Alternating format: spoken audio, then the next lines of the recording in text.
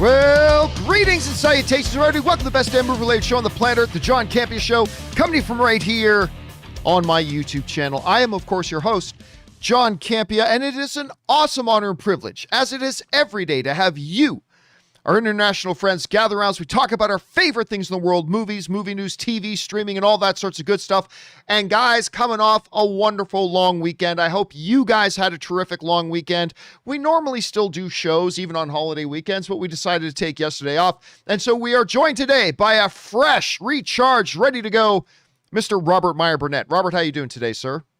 I am so fresh, John. I mean, I really did have a relaxing weekend. I got some work done. I did a bit of streaming, but mostly I just kicked back and relaxed, hung out, just enjoyed the long holiday weekend.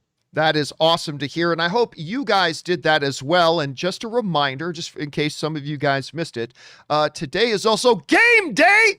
So a little bit later today at 4 p.m. Pacific Standard Time, that's Los Angeles time. If you are one of the people who likes to watch Loki, today is indeed game day. So we have got our Loki pregame show today at 4 p.m. Los Angeles time. So if you've got thoughts, theories, speculations, ideas about what you think we're going to see a little bit later tonight, for some of you, it'll be tomorrow morning on the new episode of Loki. Make sure you guys come back and join us for that at 4 p.m. Just giving you guys a bit of heads up on that. Okay, guys. Here's how today's show is going to go. We're going to take the first half of the show and take some predetermined topics, and then we're going to move into the second half of the show and take your live questions. If you guys have a live question that you'd like to get on the show here, simply use the tip link that's down in the description of this video. You can just click on it there, or you can enter it in manually at www.streamelements.com/movieblogtv/tip. You'll be getting your comment or question on the show if it's appropriate for the show. And of course, you'll be supporting this channel at the same time. And all of us involved at the John Campea Show, thank you guys so much for your support. Okay, guys, before we get into our main topics here today, let's do one off the top, and that is this. You know, it's funny, but when the conversation of greatest trilogies of all time comes up, obviously, we're going to mention the GOAT of all GOATs, the Star Wars trilogy. We're going to mention Lord of the Rings. You're going to mention The Godfather, all 3 films nominated for Best Picture, 2 of them actually won Best Picture. There can be some discussions about, you know, the original Indiana Jones trilogy, culminating in The Last Crusade. Let's just pretend that, you know, Nuclear Monkey in the Fire Deserts of Shia LaBeouf doesn't exist, but whatever, it is what it is. There's a lot of different things. Toy Story, Rob. The first 3 Toy Stories films you could consider amongst the greatest trilogies of all time. But the one that I bring up sometimes, and by the way, our friend Ryan Ramirez sends in a couple super chat badges in the live chat. Thank you, Ryan. Appreciate that, man. One that comes up that makes people look oddly at me. Number one, because there's only been 2 of the films so far. But I've always said if a third one comes out and it's on par with the other 2, legitimately, without any facetiousness, I am telling you, this deserves to be in the conversation of a top 5, the possibility of being in the top 5 trilogies of all time. And that is Paddington. And I know that sounds ridiculous. Rob, I know you weren't with us yet at the time, but I remember when the first Paddington came out, we saw the trailers and it looked harmless enough. And I remember Schnepp and I decided to go to the press event for it. And we thought, it's probably not going to be all that good, but whatever, let's go see it. So Schnepp and I went to the press event, and we both watched the screening. And we came out of the screening looking at each other and go, that was fucking awesome. Which is weird to say about Paddington. But it's like, that was fucking awesome. And then the second movie came out, and it's every bit of perfection as the first one. It is charming and endearing and heartwarming. It makes your whole soul smile. It's just a beautiful, beautiful film. And I know that sounds weird talking about a damn Paddington movie, but I don't care. I will fight you on this. I will fight you over Paddington. These movies are bloody brilliant. They're fantastic. And so we were waiting for a long time to find out if they were actually going to do one. News came out recently that they were going to try to do a third one. But you know, you never know with these things. But now today, news has come out. This comes to us from Deadline, who's reporting that Paddington 3 is indeed going to begin filming in early 2022. They say this. Paddington 3 is set to begin shooting in October or quarter 2 of 2022. Studio Canal announced Tuesday during the Cannes Film Festival. The anticipated threequel, which will have a story by Paddington 1 and 2 collaborators Paul King, Simon Farnaby, and Mark Burton, and screenplay by Burton, John Foster, and James Lamont, will be one of the company's flagship movies in the coming years as it looks to invest over $1 billion in content between now and 2024. So that comes to us from Deadline. And by the way, Blackbone Olala sends in a super chat badge in the live chat. Thank you, man. Again, I understand the strange looks, Rob, that I get from people when I mention if a third Paddington movie gets made, and if it is on par with the first two, I am telling you it deserves to be in at least a conversation about the top 5 trilogies of all time. Maybe it makes it in, maybe it doesn't, but it deserves to be in that conversation. And people look at me funny, and I get it. I get it. We're talking about a stupid movie about a stupid stuffed bear that walks around and talks. La, la, la. I get it. I understand. But I am telling you, put all that garbage aside and watch the damn movies because they're damn good. They're really good. And Rob, I'm not going to lie to you. It is ridiculous how excited I am about a third movie about a stupid, idiotic, walking around little bear. I can't believe it, but I am. I'm ridiculously, ludicrously excited about this thing. Anyway, probably more than most people, Rob, probably more than you. But what do you think about this news about them finally? It's now official. They're going to roll cameras in the second quarter of next year. What are you thinking? Well, I've heard that the third movie culminates in a battle of wills in the ring between Ted and Paddington. I'd be down for that. By the way, that's not true. Just, people don't run with that. But, the Paddington movies, I've actually seen them. They are delightful. And why wouldn't you make another one? It goes to show you that, adapting source material and doing it correctly and having people that really understand what the movie or what a movie is supposed to be. There's no reason why we can't see more movies of this quality, because they're really delightful. Because why? Because the focus is on first character and then story, and that's why they've done such a great job. It's funny because it's one of those, we always go on around here, Rob, about the fact that movies are experiential events. And I'll never forget walking out of the second movie with Anne. We came out of screening the second movie when the second one came out.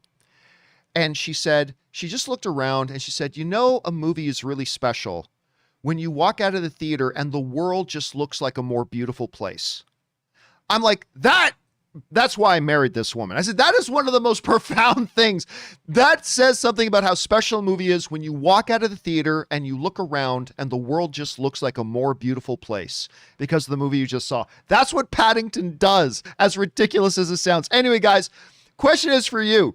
What do you think about this news that they're going to get moving now? It's official. They're going to start rolling cameras next year. I'm super excited for it. Maybe you're still thinking, John, we're talking about a movie about a walking, talking bear. Can you give me a break? I get it. Whatever you guys are thinking, jump down into the comment section below and let us know your thoughts. Okay, guys. With that down, let's get into our main topics here today. And how do we select our main topics here on the John Campea Show? Well, it's really simple. You see, you guys come up with our main topics. Whenever you come across a big topic, issue, or story that you think we need to have as a main topic here on the show, just go anytime 24/7 over to www.thejohncampeashow.com/contact. Once you get there, you're going to see a form. Fill it out with your topic or question. It's totally free. Hit submit, and then maybe, just maybe, you might see your submission featured as a main topic here on the John Campea Show. With that down, Rob, what is our first main topic today? Well, John, we begin today with some very sad news, and I don't think anyone who follows this show doesn't know this already, but Caleb writes in and says, well, Richard Donner passed away. Not only was he the father of the modern superhero cinema, but also the author of other classics like The Goonies, Scrooged, Lethal Weapon. How would you describe Donner's impact on the cinematic and pop culture zeitgeist? Well, John, even though it's not on my IMDb, I worked as the producer's assistant on Free Willy. Oh, wow. And Free Willy was executive produced by the Donners, by Lauren Schuler Donner, who I worked for in the office. And then, of course, I was in and out of Richard Donner's office for every day for months. And he was, I mean, I can't tell you what an amazing guy he was. Very personable, loud, boisterous, funny. And of course, he delivered, you know, he started out in television. And actually, his first movie, X-15, I think he made in the early 60s. But he directed episodes of everything from Gilligan's Island to the Yep. Wild Wild West to the Banana Splits. I mean, the guy really, unlike now, directors make features and then they go into TV. But Richard Donner, he cut his teeth directing every kind of genre of television show there was. He directed 5 Twilight Zone episodes, including Nightmare at 20,000 Feet with the great William Shatner in it. And he had a really long, very prolific career. And I think one of the things about Richard Donner that was so amazing was he could effortlessly jump from a horror movie like The Omen to comedies like Scrooged to epic superhero fare like Superman the movie. And then, of course, action, which the first Lethal Weapon was a really dark action thriller that became an action comedy series. And then if you've ever seen a movie that was on HBO Max a while ago called Inside Moves, which is an incredible character study and a drama, he was really a journeyman director, could do it all. And I think he really made populist cinema. And he's not going to be ever considered Stanley Kubrick, maybe, but he was a guy that always provided, his films are always good to great, and they were always entertaining. And so much of our childhood and so many seminal movies. I mean, when I was a kid, The Omen, Superman the movie, these were in the 70s. These were 2 of the biggest, movies ever. Deadline comes back and says, Dick had such a powerful command of his movies and was so gifted across so many genres, Steven Spielberg said in a statement today on hearing of Donner's death. I mean, obviously they worked together on things like The Goonies. Being in his circle was akin to hanging out with your favorite coach, your smartest professor, your fiercest motivator, your most endearing friend, your staunchest ally, and of course, the greatest Goonie of all. He was all kid, all heart, all the time. I can't believe he's gone, but his husky, hearty laugh will stay with me always. I completely agree with everything that was just said there. And, he was just for what? God, he went from the late 50s in television all the way. His last movie was 2006 with 16 Blocks with Bruce Willis, which I think is a criminally underrated movie. And Conspiracy Theory, which he also made he teamed up again with Mel Gibson after Maverick and Lethal Weapon, is also a movie that gets more relevant as the years go by. I don't know, John, what do you think? Are you a big Richard Donner fan? I mean, when you talk about filmmakers that helped shape your childhood, yeah. I mean, it's put Superman aside for a second. We'll come back to Superman, but put that aside for a second, dude. Goonies for life. I mean, he made things like that. I mean, so this is the same guy. And Rob, one of the things that I value most about good directors are directors who can make different kinds of movies. Yep. And so he can make Lethal Weapon and make Goonies, and I think the most tragically underrated of his films, Lady Hawk, with Rutger Hauer, Michelle Pfeiffer, War Games boy, what's his name? Matthew Broderick, as well, with that like 80s synth music and stuff like that. I mean, this was a guy whose films really did help shape and form our imaginations and our childhood memories and our love for storytelling. And then you go back to the one that, of course, understandably, most people will remember him for, which is Superman. We take it for granted today that superhero movies come out and superhero movies are all the rage and all that kind of stuff. But back in that day, when that first Superman movie came out, there were not superhero movies, Rob, and it was impossible to do them. And the big ad campaign was, "You will believe a man can fly." And maybe it's a little laughable to us now when we see the effects and stuff like that in Superman. But at that time, they were so awe-inspiringly dumbfounding that people just couldn't get enough of it and they couldn't stop talking about it. And it really formed a spiritual basis for what later would become the Renaissance and the new golden age of comic book movies, kind of built on the foundations laid by those early movies, like Tim Burton's Michael Keaton's Batman, and of course his Superman. And of course, the stories that go on about Superman 2 and the Donner Cut and what have you. And of course, Lethal Weapon. And there was talk recently that they were going to do another Lethal Weapon, which I'm not going to lie to you. I never really wanted them to do another one, but I would have given it a chance. I would have given it a chance if they came out with it. I really don't think Gibson or Danny Glover have any interest in probably doing that now without Richard Donner. But it really is one of the greats, one of the most formative directors out there, probably one of the most influential. And Rob, that quote that you read from Spielberg, when you get, in my opinion, the GOAT of filmmakers, Steven Spielberg, coming out and speaking so heartfelt like that, you know the type of impact that this filmmaker made. So I think I speak for both Rob and myself when I say, guys, if you've never watched, I know there's a lot of you who've probably never watched the original Superman, or who've probably never watched Goonies yet because it's an older film, or things like Lady Hawk or Lethal Weapon or stuff like that. Do yourself a favor this week and give yourself a little bit of a Donner Fest and go back and watch those films and then see how those movies really laid the groundwork and influenced a lot of our favorite movies today. It's kind of incredible. So yeah, the passing of Richard Donner, really sad to hear about it, but man, what a career, what an influence, and what an impact he made on our world. All right, guys, question is for you. What do you think about Richard Donner, and what do you think about hearing about his passing? What's the movie for you that jumps out to you that had the biggest impact on you? Whatever one it is, jump on down into the comment section below and let us know your thoughts. Okay, guys. With that down, let's move on to main topic number 2.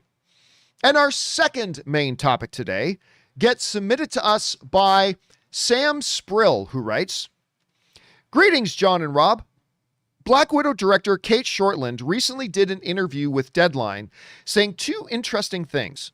Firstly, hinting at a potential Black Widow sequel and that the movie could open with $80 to $90 million domestic box office. My question is, what do you think the chances of these 2 things happening?" All right, thanks a lot for sending that in, man. Appreciate that.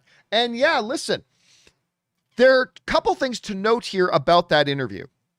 The first thing to note is that, let's talk about this one first, was the fact that she was saying there's a possibility this thing could maybe get, I don't know, something in the neighborhood of, let's say, how much did she say? $80 to $90 million.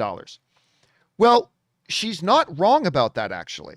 She's actually completely right about that. As a matter of fact, the official box office projections are projecting exactly that, somewhere in the neighborhood of $80 to $90 million opening, which would be profound because it would mean it would replace Fast 9 as the new biggest opening since Star Wars: The Rise of Skywalker, like the biggest opening in the post-pandemic era. Now, F9 set a very high bar, all things considered, with like a $70 million opening. Can Black Widow accomplish that? Absolutely it can. Even with it being with their ridiculous Disney Plus pay us $30 premium charge to sit and just watch it at home on your ass. That's fine. It still looks like it's going to make $80 to $90 million, which would be completely impressive in and of itself. This comes to us from the folks over at Deadline who writes, this is the director Shortland talking about it playing on Disney Plus and what she thought about it playing on Disney Plus. And I love her answer here. She says, well, we made this film to be seen in cinemas. And it's not so much seen in cinemas, it's felt in cinemas because we created the sound and the music and just the huge, beautiful spectacle that was to be seen on a big screen. So as a director, I want people, if they're safe, to see it in that environment. But I know some people can't for a lot of different reasons, pandemic and also a lot of other reasons as well. So it's really cool that other people will still get to see the movie. I appreciate her answering that, but I also love her forthrightness as a director saying, look, we made this movie specifically to be seen on the big screen. And obviously she's kind of bummed out about the Disney Plus decision, but hey, she understands there's certain situations and contexts in the world right now. I get that. Now, in talking about a sequel, they asked her directly, do you think we could see a sequel to this? Now, I know not everybody has seen this movie. It hasn't come out yet officially. I have seen it. But still, you guys know the context of Black Widow and what's gone on with Black Widow in the MCU. And you know where she is right now in terms of the MCU. She's dead. Anyway, but they asked her this question. Do you think there will ever be a sequel to Black Widow? To which the director said, I think these girls have a lot of asses still to kick. I think the girls still have a lot of asses to kick. Now, look, you don't have to have seen the movie, Rob, to know that Black Widow has to be alive by the end of the movie because she's alive in Infinity War. And you all know that by the end of Endgame, she's dead. So for the director to say that, it makes me wonder, did she just say something she's not supposed to say? Did they just lay the groundwork that they have plans for Scarlett Johansson to come back? Because she didn't just say, I think this girl, talking about the sister, Pugh, playing Yelena. She says, I think these girls still have a lot of asses to kick. So I don't know. Maybe she just spilled the beans a little bit that Feige's planning on. But Rob, this is the Marvel Cinematic fake death universe. Of course, nobody stays dead. So we just kind of assume they're all coming back. Anyway, Rob, what do you think about these two? Well, actually, three things that she's saying. Number one, her desire as a director to see her film on the big screen. Number two, the fact that she believes this movie will break the $80 to $90 million on opening weekend, which would be a very, very impressive feat today. And number three, her saying that she believes there's a possibility we could get a Black Widow sequel, seemingly suggesting that Scarlett Johansson could be a part of it. Anyway, Rob, you hear all these things. What do you make of it? I think they're all true. I mean, I think that obviously it will depend on the performance of the movie, but I even saw Kevin Feige on the red carpet. Ash Croson, is that how you pronounce her last name? She was interviewing Feige for about 5 minutes and asked about that. And he was particularly tight-lipped about the idea of doing a sequel. Obviously, it was Scarlett Johansson who brought in the director. They had a really great opportunity to make that movie. She was a producer on it. And look, if the movie does well, hey, why not get paid? Tell one more story in that time frame. I mean, it would be really interesting to see where that franchise could go. I would love to see what happened between Black Widow. I don't know if they deal with this in the movie, but when Hawkeye became Ronin during the snap, I think there's a really interesting story there to tell what happened between Black Widow and Hawkeye. But if the movie does well, why not make a sequel? I think it is going to make $100 million. I think a lot of people are excited to see it.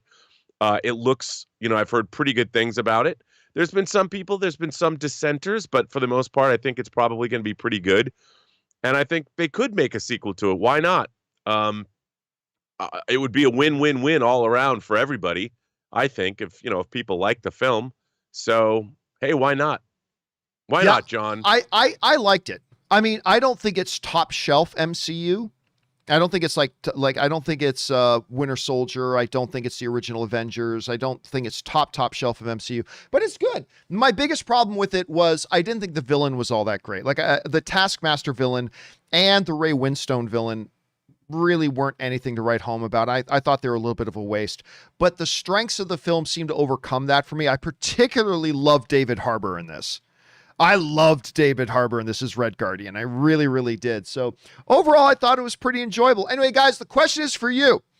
What do you think about this? Now, if you had told me a while ago that a Black Widow would open to more than a Fast and the Furious movie, I would have said no way. But I mean, it looks like that might be the case. Do you think they could do a sequel? Are you interested in this film? Whatever it is you guys are thinking, jump on down to the comment section below and let us know your thoughts. Okay, guys, with that down, let's move into main topic number 3. Rob, what is our third main topic today? Well, it comes from PJT. Hi, John and Rob. I don't know how to feel about this, but Hugh Jackman has uploaded to his Instagram stories a photo of him with Kevin Feige, along with a photo of Wolverine from Boss Logic. Do you think this is like a prelude to an official announcement of Hugh Jackman not only coming back to the role that made him his career, but also to being a part of the MCU? Okay. The answer to this question is no, and I'll tell you why. Who was it that produced X-Men, the first X-Men? It was Richard Donner, who gave who in the entertainment business, who gave Kevin Feige his first unpaid job and his first paid job in the film business. Richard Donner.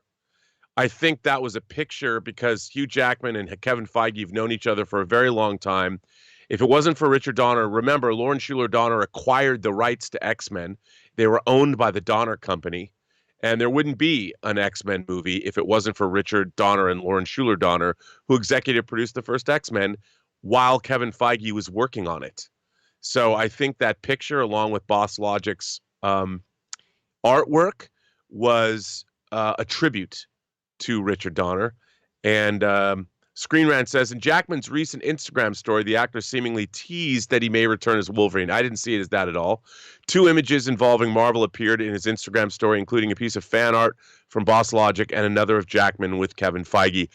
Look, hey, I could be wrong. Anything's possible.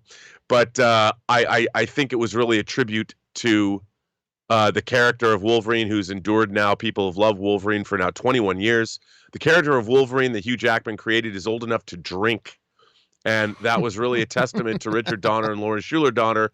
And, of course, Kevin Feige, who was part of Richard Donner's company. So I think that's what that was all about. But then again, John, if they announced that he was coming back as Wolverine tomorrow, I wouldn't be surprised. Not in this day and age. Yeah, but I don't think that's what those posts were about at all. Yeah, I mean, there's a couple of ways to look at this. First of all, I noticed there are some people screaming in the, like it means something, screaming in the chat board, but he posted these pictures before Donner died. No, he posted the pictures before the word officially came out to the public that Donner had died. Yeah. It is very possible, understanding the connection, especially Hugh Jackman has with Laura Schuler Donner, that Jackman and probably a number of people who might have personally known him knew before they made a public announcement. He was very ill. Yeah, and he was for a little bit. So yes, those of you who are yelling and screaming that that these posts were put up before Donner died, I would say yes, they were posted before it became public knowledge and they officially released the information that he had died. It is very possible, maybe even likely, that people like Hugh Jackman would have known before the public knew and put these images up. I will say there's 2 other angles to look at it here, though. Number one is that, look, on its surface, it certainly looks suspect. He posts a picture that Boss Logic does of the Wolverine claws and then very quickly posts a picture of him and Kevin Feige. Are you a monumental idiot for thinking this could possibly be Hugh Jackman hinting at his return as Wolverine? No, I don't think that's the dumbest thing in the world to assume. I really don't. I think it is actually, I'll go so far as to say, Rob, I think it is mildly reasonable for you to at least suspect that there could be something here of Jackman hinting at something. Not ironclad, but if you were one of those people who said, you know what, this is eyebrow raising, this could mean something, I don't think you're off in left field. I think that's reasonable. However, I would also caution everybody to remember this. Rob, do you remember before, it was in between Deadpool 1 and Deadpool 2, Hugh Jackman and Ryan Reynolds, aside from their fake feud thing, which is one of the best things ever on the internet, but do you remember they posting like a lot of things? Like, remember there was that Hugh Jackman post he put up of him in his hotel room and he panned his camera around and there was Ryan Reynolds in his hotel bed dressed as Deadpool. And they did a whole bunch of posts and a lot of people, me included, started saying, well, obviously Hugh Jackman is going to be in Deadpool 2. Obviously Hugh Jackman is going to make an appearance in Deadpool 2. It was obvious, wasn't it? Everybody wanted Hugh Jackman in Deadpool 2. They started putting out all these social media posts with them together, with Ryan Reynolds in the Deadpool costume. So it was obvious, right? Hugh Jackman was going to be in Deadpool 2. Well, guess what? He wasn't. We were all wrong. So now, here comes Hugh Jackman again, and he's putting up these pictures with a Wolverine claw and Kevin Feige. There's another important thing here, Rob, that nobody's talking about, and that is this. Hugh Jackman is almost 53 years old now. Yeah. Now, he is still in incredible shape, but one of the reasons he said he was very excited to move on from the Wolverine character was he was done with the 4-hour-a-day workouts. He was done. He was over it. He didn't want to do it anymore. He'd put in his time, and now he's 53. So to get back into that kind of shape, he can do it. I have no doubt that a Hugh Jackman can do it. I just doubt his desire to do it.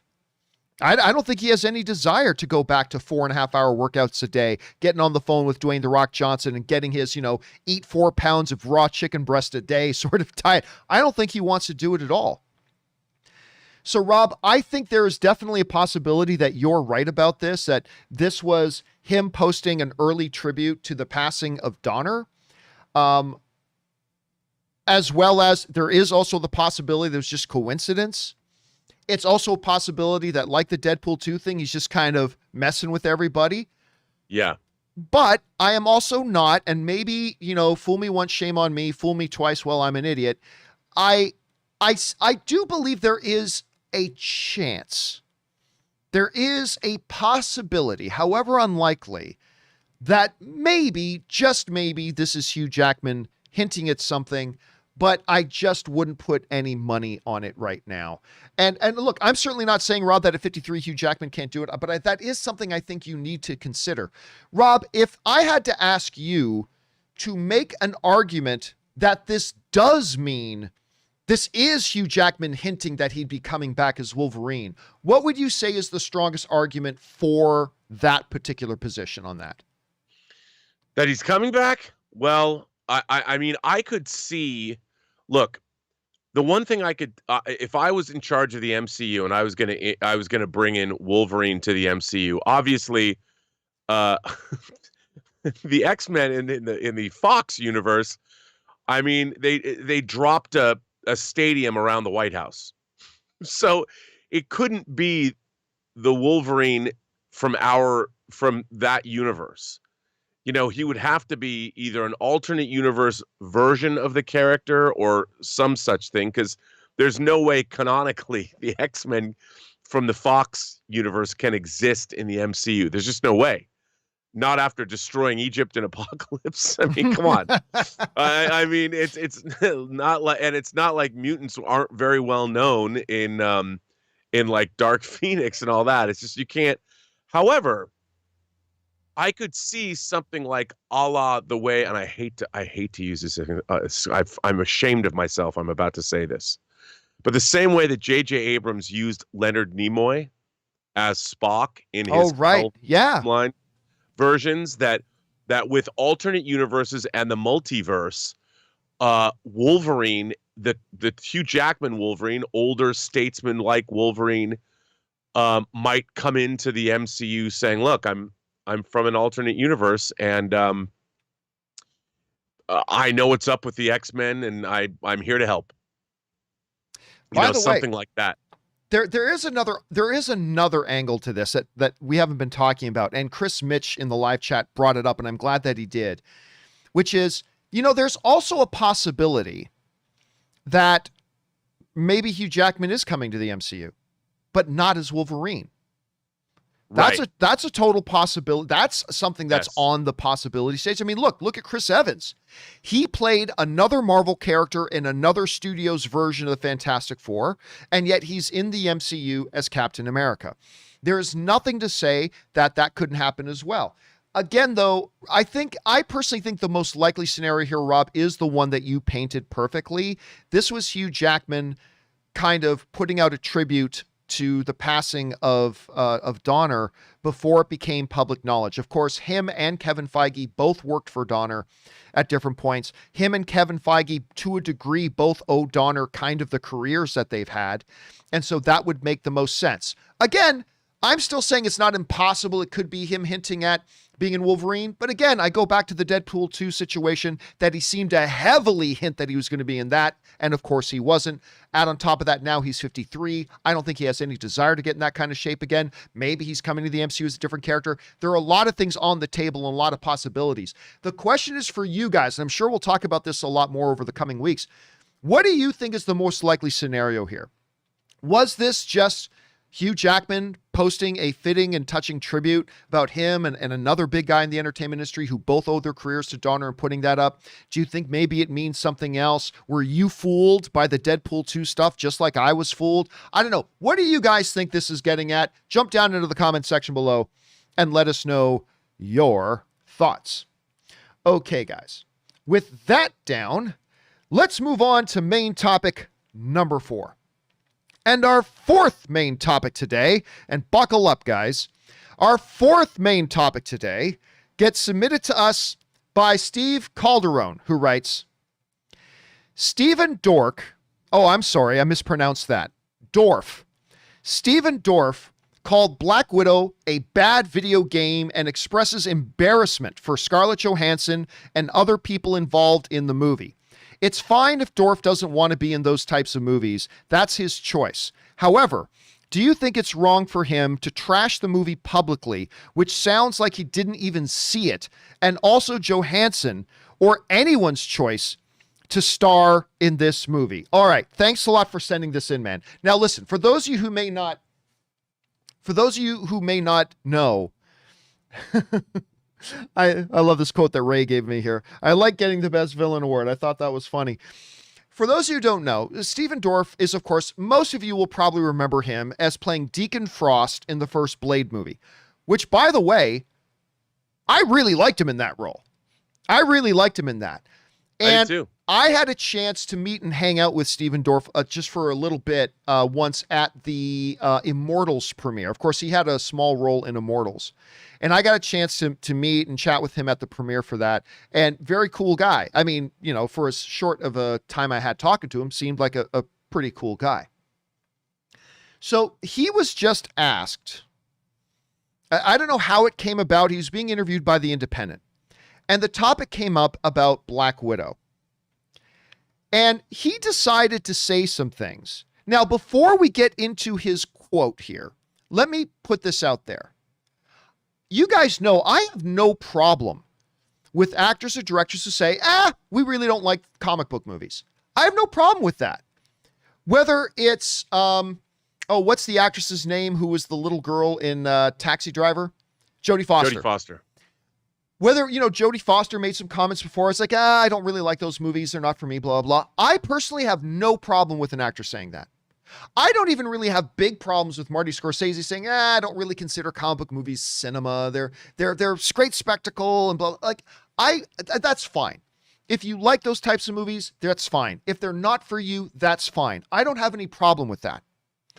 Where I start to have a problem with things is where actors who work in this industry with other actors who are in this industry and filmmakers who are in this industry. I take issue whenever an actor decides it's his or her place to come out and cast a whole lot of shade at other, actors or directors for the art itself. And specifically when actors like Stephen fucking moron Dorff decides that he's going to cast shade not only the filmmakers, but indirectly, blatantly insult anybody who is a fan of that material. This is what Stephen fucking idiot Dorff said that came out of his fucking idiot mouth that he should have fucking kept shut. This is what he said. I still hunt out the good shit because I don't want to be in Black Widow. Like any fucking buddy was offering him a role in Black Widow. Like anybody, like Kevin Feige. Oh, Stephen Dorff, I can't do this movie without you. How can this industry survive without you, you fucking piece of shit? And he says, no, Kevin Feige, I'm holding out for the good shit. The good shit, Stephen Dorff? Like your little film, Sex Guaranteed? And Rob was reminding me, didn't you do a movie with fucking Uwe Boll? Oh, but you're holding out for the good shit, you lying piece of shit. Anyway, then he goes on to say, so let's read that first part again. I still hunt out the good shit because I don't want to be in Black Widow. The True Detective actor told the newspaper, it looks like garbage to me. It looks like a bad video game. I'm embarrassed for those people. I am embarrassed for Scarlett Johansson. Oh, Scarlett Johansson, 2-time Academy Award nominee? Oh, yeah, I'm sure she's fucking crying in her bed right now because you fucking nobody had that shit to say. Anyway, it looks like a bad video game. I'm embarrassed for those people. I'm embarrassed for Scarlett. I'm sure she got paid $5-7 million bucks, but I'm embarrassed for her. Not like him being in an Uwe Boll movie. No, heaven forbid. His impeccable, untouchable reputation. I'm embarrassed for her. I don't want to be in those movies like anybody is fucking offering him those movies. I really don't. I'll find that kid director that's going to be the next Stanley Kubrick and I'll act for him instead. Oh, really? Really? You know what it reminds me of? It reminds me of that stupid fucking idiot goes, yeah, no. I don't know who's one of the hottest actresses in the world. I don't know. Let's say Scarlett Johansson says, no, man. I wouldn't date Scarlett Johansson. No way. Yeah, as if she's calling you, offering to date you. Okay, look. Again, I have no problem. If Stephen Dorff came out and somebody said, hey, what do you think about the looks of this Black Widow? And if he were to say, listen, I personally really don't like the comic book movies. They're not for me. And I only really want to be in things that, kind of interest me. And since comic book movies don't interest me, it's not for me. I would have zero problem with that, Rob. I know there would probably some people that would have a problem with that because they're very defensive about their comic book movies. But I honestly would have no problem. If you were to say, listen, I don't like comic book movies, man. They're not my cup of tea. So I probably wouldn't, be interested in appearing in those. No problem. But when you start opening your idiot mouth of your C-list nobody ass and start saying, oh, this looks like garbage. He hasn't even seen it. This looks like garbage. And just the fact that this guy, Rob, who's in an Uwe Boll movie, has the audacity to say, I'm holding out for the good shit. The fact that he has the audacity to say, I'm holding out for the good shit. By the way, you were in fucking Blade. Oh, I don't want to do those kinds of things. You were in Blade, and it's the only thing you've ever done that anybody gives a shit about in your stupid fucking career. It's the only thing anybody cares about was one of those movies. And so he blatantly, directly insults the filmmakers who make it for a movie he hasn't even seen. What do you think? How's the director of Black Widow feeling about this? Sitting back, seeing this actor in the industry who I fucking hope never works a fucking day again in this business. The director sitting at home and seeing this fucking moron get on saying, puh, you're in that lady's movie? That's a fucking embarrassment. Scarlett Johansson should be embarrassed. And indirectly, by saying that, he is saying to you and me, he's embarrassed for us that we would like these movies. Now, you don't have to love all of them. Not everybody's going to love Black Widow. Not everybody's going to love Endgame. Not everybody's going to love The Flash. That's fine. No problem with that. But he is basically saying that you're a fucking joke if you like those movies, ladies and gentlemen. I want you to remember that. I want you to remember this moment, I should say, that Stephen Dorff, who can't get his ass cast in anything relevant, who is holding out for the good shit, I want you to remember the next time he does somehow manage to land a role in something that's not a nicotine replacement commercial, which, by the way, is the biggest thing he's done in his career in the last 15 years. I want you to remember the next time he pops up in something that he has said to you, he's embarrassed about you, that you would like those movies, that you would have anything to do with. He's embarrassed. You're a joke to Stephen Dorff. And I want you to remember, again, I take zero issue. And by the way, RM sends in a super chat badge in the live chat. Thank you, RM. I take zero issue, none whatsoever, of any actor, including irrelevant fucking Dorff, who decides to come out and say, look, these movies aren't for me. They don't work. That's honest. There's nothing wrong with that. I get that. But to just flat out come out with your nobody fucking irrelevant ass and start casting shade at these filmmakers, these actors, and these fans. And if I'm sounding like I'm taking this a little bit personally, I am. Because I'm sorry, Dorff, that I'm below you because I enjoy these types of movies. Oh, God forbid. Boo-hoo. I guess I'm going to have to go to bed tonight knowing that I'm not on the good list of Stephen irrelevant fucking nobody Dorff. And I just don't understand what thought process is going through this idiot's mind when he's thinking, this is a smart thing for me to say right now. You fucking moron. Anyway, Rob, you've had a chance to hear Stephen Dorff's comments. What do you make of them? Man, do I love Campea rant. Man. I think it's in poor taste, to be honest. And I'm like, first of all, like you said, the guy has done, he was in Blade. He's done some really great indie film work. I particularly liked him when he played Phil Joanno's Avatar in a movie called Entropy, where he basically played the director. He's done some great work, but I feel that, what I really don't like is this attitude, like a movie like Black Widow is somehow trash, that it does not take an incredible amount of work to make an accomplished, first of all, action adventure comic book based movie that fits in the 24th movie in the Marvel Cinematic Universe, that this is somehow easy work. And that the entire Marvel Cinematic Universe, now everyone takes it for granted because it's been around for 13 years. And so, we're all jaded now. But it's unprecedented in cinema history. And there's a lot of thought and planning and work and filmmaking and craft that has gone into this movie. Not to mention, Scarlett Johansson brought this director in to make the film. It was her idea. And that was a big risk. She had to, she's an executive producer, she had to take responsibility. She brought the director in. Now, you think about that. After all these movies that have been made and all the money is at stake, Scarlett Johansson put her money where her mouth is to bring in this director. Kevin Feige gives her full credit for that, did on the red carpet for the movie. And this idea that somehow a Black Widow film is lesser than any of the other movies that Stephen Dorff or anybody has been involved in. Look, Stanley Kubrick's my favorite director. I would aspire to his work. Anything, and even when I do something like Tango Shalom, I'm trying to channel Kubrick, as silly as that might seem. And I understand where Stephen Dorff is coming from, but there's no need to impugn or malign great work that's being done. Save your ire for people that are actually destroying franchises and doing things that are not as good as they should be. But the Marvel Cinematic Universe has delivered nothing but top drawer entertainment, and they are striving, the brass ring that they're grasping at every time they make a movie. The bar is very, very high. Probably the highest for any franchise ever in the history of Hollywood. And I think any of us certainly watching this show, or anybody, would be happy to be involved in something like a Marvel Cinematic Universe movie. So that is not the place to put your ire.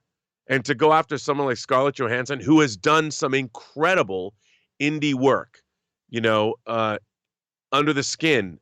She didn't have to do that movie. That's a crazy, wacky, beautifully cinematic science fiction film that defines indie cinema. She came out of doing things like Ghost World. I mean, Scarlett Johansson is a lifer in this business, and she's proven herself time and time again. She's the last person anybody should be going after publicly. And in this movie, as an executive producer, she took a risk and brought in the director. How many people would Stephen Dorff do that? I mean, I know it's a Marvel movie, Stephen, but would you stake your reputation with Marvel on a director that's never worked for them before? That took, dare I say it, balls. And she did it because she knew. And that in itself, why don't you, if you're gonna come out publicly and say something, why not come out and say how amazing it is that Scarlett Johansson put her creative ability and her status at Marvel on the line for this director, and apparently came out on top. Would you ever risk that? And if you aren't going to risk that, why go after somebody who would? Yeah, that's kind of how I feel about it. And again, I just want to read this one more time. I still hunt out the good shit because I don't want to be in Black Widow, because, I need to make room on my mantle for the 5 other Oscars that I'm going to have to go with the 6 I have now. The True Detective actor told the newspaper, "It looks like garbage to me. It looks like bad video game. I'm embarrassed for those people. I'm embarrassed for Scarlett. I'm sure she got paid $5 to $7 million bucks, but I'm embarrassed for her. I don't want to be in those movies. I really don't. I'll find that kid director that's going to be the next Stanley Kubrick, and I'll act for him instead." I want everybody who is a film fan, I want everybody who enjoys these types of movies, I want you to remember that Stephen Dorff hates you. I just want you to remember that. He thinks you're a joke if you enjoy those movies. He's embarrassed about you, and he is embarrassed for you. Because if he's embarrassed about those movies at all, if he's embarrassed about Scarlett Johansson, if he's embarrassed for the people making those films, that means by extension, he's embarrassed for you if you like those types of films. And I just want everybody to remember that. Because I don't know how we're going to sleep at night knowing that Santa Dorff doesn't have us on his good list. So, and look, I'm just, the guy is talking like he means something. And I'm sorry, but if you do a live stream and I do a live stream and I get more viewers than you do, you're in no position to talk. You're in no position to talk, Stephen Dorff, because fucking John Campea, the fucking nobody from Canada in his fucking garage who just spews stupid, dumb shit, has probably more followers than you do. That's embarrassing. That's embarrassing. Anyway, because I'm a fucking nobody. Who are you? Anyway, sorry. This just pisses me off when guys like, hey, you know what, Rob, you know what makes it particularly hurtful? Here's what makes it particularly hurtful. It makes it particularly hurtful, and maybe it shouldn't at all. Not the fact that just I identify as a fan of these movies and this actor comes out and insults all of us, but this is a guy I liked. This is a guy I liked. That's what makes it hurtful. Like, if I always thought this guy was a piece of shit, then maybe it wouldn't bother me as much, but I liked him. And so that makes it a little bit hurtful. Anyway, makes it a little personal. Makes it personal. Anyway, guys, the question is for you as I, calm down a bit here. What do you think of Stephen Dorff's comments? Again, let me be very clear. I have no problem if somebody does or doesn't like comic book movies. That's cool. Just say, you know what? They're not for me. I don't really like them. I don't think they work, so I don't really want to be in them. That's fine. But to use the type of language this guy just used, I think is absolutely out of line. Anyway, guys, what do you guys think? Jump down into the comment section below and let us know your thoughts. All right, guys. With that down and out of the way, let's now move on to main topic number 5. And our 5th main topic today gets submitted to us by LBM, who writes, "Hello, John and crew. So F9 has now become the first movie in the pandemic to pass 500 million worldwide since The Rise of Skywalker in 2019. Do you think the movie business is officially back now that a movie has made $500 million? Thanks, and bring on the filthy." All right, thanks a lot for sending that in, man. And yeah, listen, despite the fact that I am not a fan of F9, and Rob, I know you're not a fan of it either. I wanted to be. Yeah, we both did. I mean, we both are fans of this franchise. We like this franchise very much, but not a fan of it. Despite that, both of us, and I think all of us, have had a lot of high hopes that Fast 9 could be that breakout movie that really helps kickstart the box office to get back on its feet and start rolling again. No pun intended. And sure enough, it opened up to like $70 million, which maybe in a non-pandemic world, we'd look at that and think, well, maybe that's okay. But listen, in a pandemic world where things are just getting up and on their feet again, I thought $70 million, despite the fact that I didn't like the movie, $70 million was a fantastic result for it. And it has now passed 500 million worldwide, the highest grossing film since The Rise of Skywalker. Which was a long time ago now. So that says something. Now, on the negative side, Fast 9 took an almost 70% drop from weekend 1 to weekend 2. It dropped down and made somewhere around the neighborhood of $22 million. Actually, let's go over and take a look at the box office results this weekend. Coming in at number 1, the Fast Saga, F9, the Fast Saga, made another $22.8 million. Again, I think it was like a 67 or 68% drop. You never want to see over a 60% drop, but that's what it is. I think bad word of mouth got out about it, but still, it's made over 500 million worldwide. Boss Baby had a little bit of a disappointing result, making 16 million, but honestly, I didn't know anybody who was excited about Boss Baby 2, so maybe that's to be expected. In third place is the Forever Purge at 12.5 million. Rob, I think this is important to keep in mind about that Forever Purge. The last Purge movie, without a pandemic, opened to $17 million. For this one to come out, again, one I haven't heard anybody buzzing about, in this, still in the tail end of the pandemic, to make 12.5 million, that ain't bad. Considering the last one without a pandemic just made 17. So that's not a bad result. A Quiet Place Part 2 made another $4 million. By the way, it's still the number 1 domestic box office film at $141 million in the domestic box office alone, which is still ahead of the Fast 9 project by about $30 million, although I expect at Fast 9 that we'll eventually catch up to it. And then coming out in 5th place is The Hitman's Wife's Bodyguard, making $3 million. And again, that one didn't have a lot of great word of mouth, and it's been out for a few weeks now. But Rob, there are two things about this that I find are pretty exciting. Number one, that I think we're taking for granted the fact that we are now having a weekend comes and new movies are dropping. It's been a long time since we've had that on a regular basis. So that's exciting. Number two, while these numbers are clearly not back to pre-pandemic numbers, it, for me, is great to see that we've got 3 films in the double digits. That's the first time this has happened in a while. The fact that we do have a film crossing the $500 million mark worldwide. The fact that A Quiet Place 2 has quietly chugged along and made an impressive amount of money. The fact that something like even like a smaller film like A Forever Purge is actually not doing all that bad for all things considered. Rob, I look at these types of results, and I got to say, I think it's pretty encouraging. And despite the fact that I'm not a fan of Fast 9, I think a lot of this has to do with, thanks to Fast 9, to getting that thing kickstarted, to getting people excited about going back to the theaters, even if they don't want to come back and watch it again, apparently. But, I mean, I think this is good stuff. And Rob, I'll say this.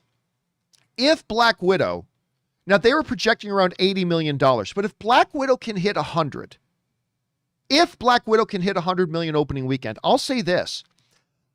I think it will partially have to owe thanks to Fast 9 for breaking the seal and getting a lot of people back to the movies for the first time in a long time. And I think if we can see Black Widow go just beyond that 80, 90 and actually hit $100 million, I believe that will in part be thanks to Fast 9 being able to do what it did and getting a lot of people out to the theaters, having a good time, whether they liked or didn't like the movie, but they had a good time. And then next week, this other one, or a couple weeks later, this one comes out, they want to go see that Black Widow. So I'm going to say, if Black Widow can crack 100, it's partially due to the success of Fast 9. Anyway, Rob, you look at these numbers. Fast 9 cracks $500 million worldwide. That's great to see. What's your assessment of this whole situation? Well, I think we're coming out of the pandemic. I'm hoping, it's worrying around the world to see how people are not getting vaxxed, and there's areas where people aren't. And I completely understand people's concerns about it, but almost everyone, the cases that are happening now and the people that are dying are almost all unvaccinated people. So I hope it continues on the trend that we can see ourselves coming out of this thing.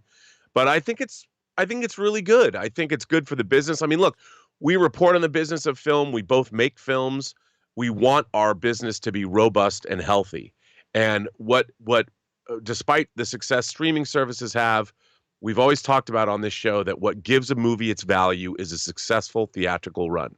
Say what you want, but going into the theater still has a level of prestige, and that's where a film can get real success. That's where it's cemented in the pop culture zeitgeist. This movie went out theatrically and it made money.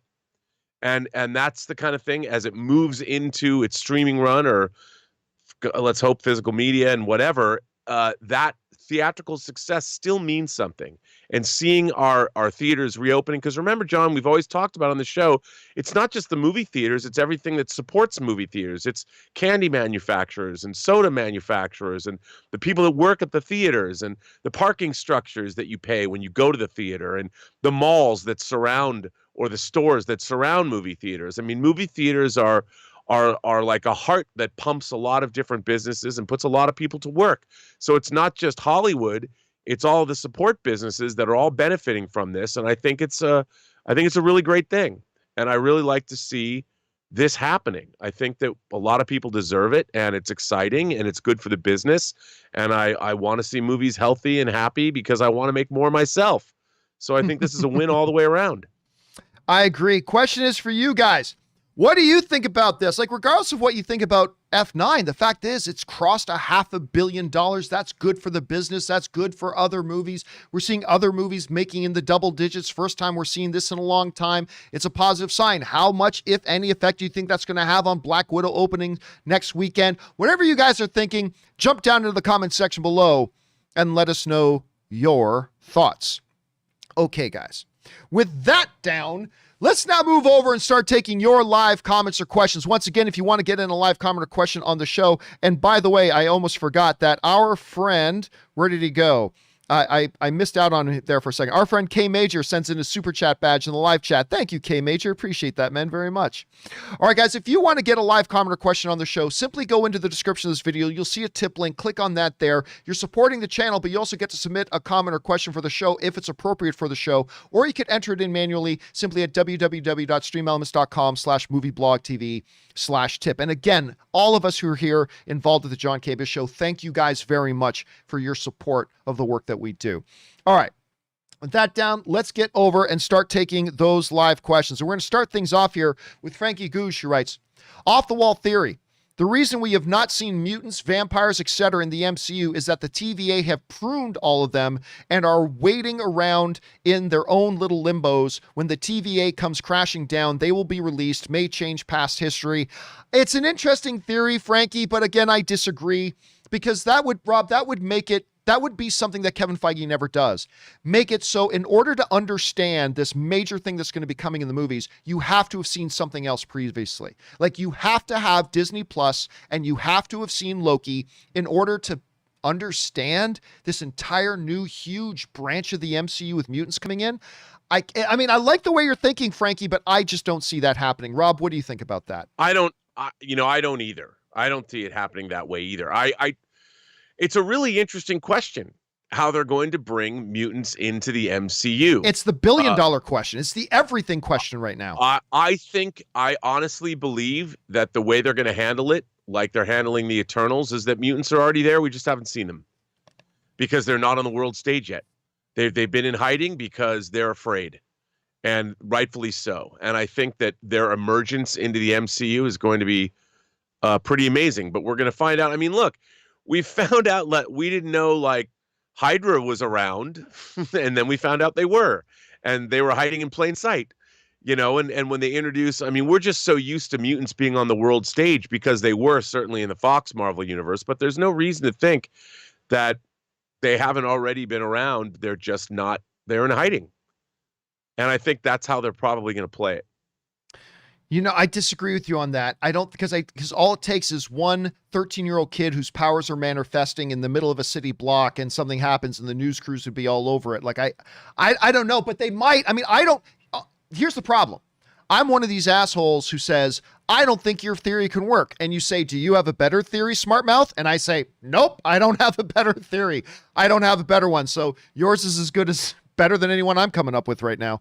All right, let's move on here. Next up, TV Avatar writes, Episode 4 Loki spoilers. Sylvie being a female is not a variant/Nexus event. They made a point of telling us that Loki is gender fluid. That's irrelevant.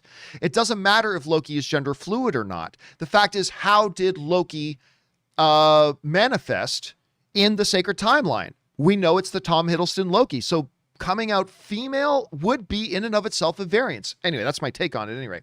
I think her idolizing the Valkyrie heroes with the toys may have been the issues, hence why they also vanished in the reset.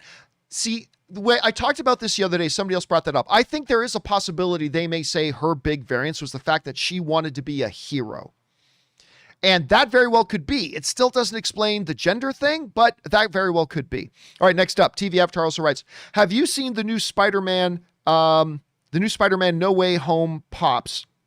Pops looks like he's going to be in Doctor Strange.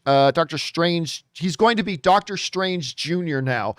Also, you were right. I bought one pop last week as a cheap alternative to Hot Toys. Now I already got 3 and I can't help but looking for more. Dude, listen, you can't see them now, the pops I have, but that's exactly how I started, Rob. I had no pops. All the guys, Dennis, Ray, fact checker Jonathan, at lunch would walk over to the mall. They'd go to Hot Topic and they'd always come back with 2 or 3 new pops. They were always buying pops, right? And I said, nah, I'm not going to get into that. And then one day Ray comes back. He says, hey, I bought these for you. And there was a Sam and a Dean Winchester pops from Supernatural. I'm like, well, that's kind of cool. And then the next time I'm in the mall with Ann and we see a couple of pops, I'm like, ooh, that's a Spider-Man one. Yeah, I'll buy that one. I'll buy that one. It's $12. I'll buy that one. And then we're out again. It's like, ooh, look at that Aquaman one. And look at that Superman one. And look at that Stormtrooper. Yeah, okay, I'll buy those 3. And then before you know it, I've literally got about 120 pops. or more. I don't know. I've got boxes full of the damn things now, but it's just dangerous. And Rob, that's why I don't have any more than 4 Hot Toys, because if I buy a 5th, then by next month, I'm going to have 15. So it is dangerously addictive because, dude, look at those shelves behind you. As soon as my shelves start looking like yours, I would get obsessed. Oh, and these are random straggler figures. They're not even Hot Toys. Oh yeah, they're just the other 1/6 scale ones. Yeah, they're just, I mean, I probably have 200 non-Hot Toys 6 scale figures. Oh my God. Oh my God. Bucky in the live chat is asking, do you have a Deacon Frost one? Do you have a Deacon Frost one? I don't. Yeah, no, nor do I actually, nor do I. All right, next up.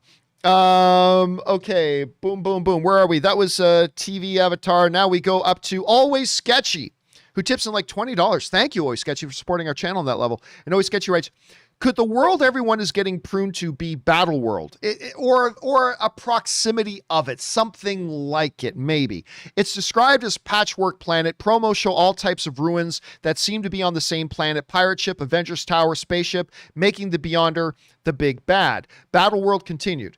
If it's Battle World, that would start setting up secret wars. Yeah, I don't think that's what they're doing, which we know is coming soon. Plus, Kang is coming via the Quantum Realm, hence Quantum Mania. So if the TVA isn't in Chronopolis, probably not Kang, too obvious. Well, see, here's the thing, too. Always Sketchy. By the way, again, Always Sketchy, thank you so much for supporting our channel on that level.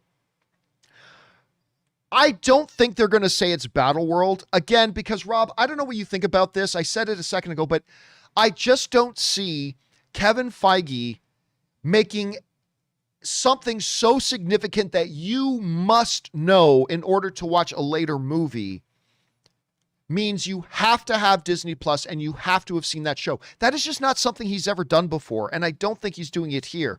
Also, don't forget, even though they're doing a Secret Wars, don't expect it to be just like the comics.